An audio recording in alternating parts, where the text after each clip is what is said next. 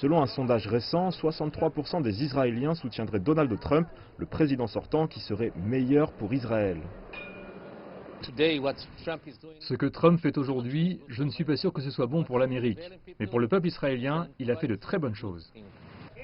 Côté palestinien, 4 ans de plus avec Trump signifierait une régression dans le processus de paix.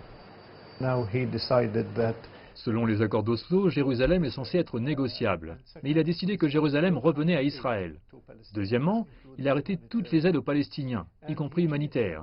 Et il a changé la position américaine concernant les colonies illégales israéliennes. Il ne les considère plus comme illégales ou comme un obstacle à la paix. Le groupe militant israélien Peace Now dénombre plus de 45 000 sites d'occupation sur des terres palestiniennes depuis l'accession de Donald Trump à la présidence.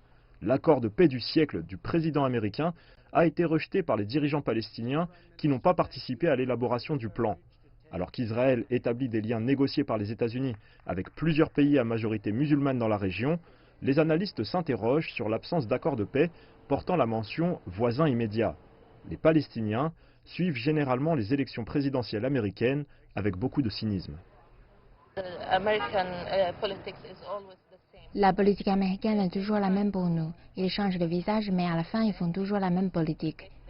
Ils essayent de soutenir Israël et cet argent est utilisé pour tuer mon peuple et nous placer sous une occupation absolument hideuse. Mais beaucoup pensent que les enjeux sont particulièrement élevés en 2020. Trump Trump n'a pas de limite et il peut être extrême. Nous ne pensons pas que Biden va rester neutre, mais nous pensons qu'il sera moins nocif pour les Palestiniens. De nombreux observateurs des droits de l'homme soulignent que les tentatives de négociations actuelles entre dirigeants palestiniens et israéliens sont à leur plus bas niveau depuis près de 20 ans.